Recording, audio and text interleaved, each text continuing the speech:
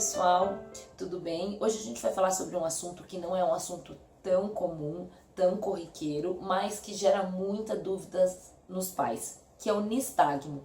O que é o nistagmo? O nistagmo é um tremor rítmico que a gente tem dos olhos, que pode acontecer de forma congênita, ou seja, o bebê nasce com esse tremor, ou pode aparecer ao longo da vida. O mais importante para nós, como oftalmopediatras, e para os pais, são os nistagmos congênitos, que são os que nascem com o bebê. Por quê? A primeira coisa que a gente precisa entender é por que aparece o nistagmo. Por que o olhinho treme? Ele pode tremer por dois motivos. Um deles é pela baixa de visão. Toda vez que a gente tem uma perda visual ou a gente nasce com uma dificuldade visual muito severa, a gente não consegue fixar. E isso estimula esse tremor dos olhos numa tentativa de fixação. Isso é o que a gente chama de nistagmo sensorial, ou seja, um nistagmo por baixa de visão.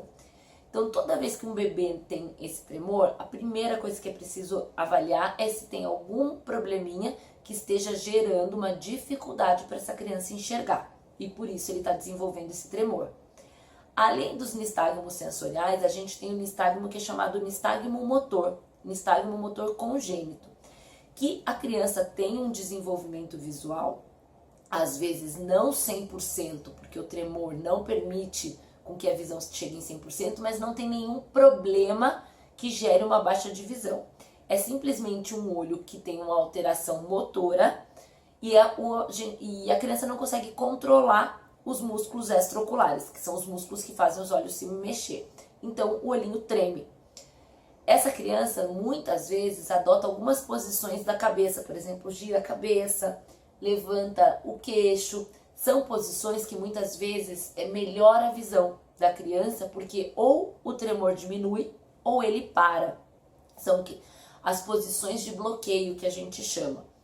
É sempre importante fazer uma avaliação dessas crianças, tanto as que têm uma baixa visual para tomar as medidas para um estímulo visual, como essas outras crianças com nistagmo motor, que é preciso acompanhar para ver se o desenvolvimento visual está acontecendo de forma correta, para ver se a criança não tem nenhum torcicolo, porque esse torcicolo pode prejudicar o desenvolvimento de face, o desenvolvimento do pescoço, e quando necessário, a gente consegue fazer uma cirurgia não para parar o olhinho de tremer.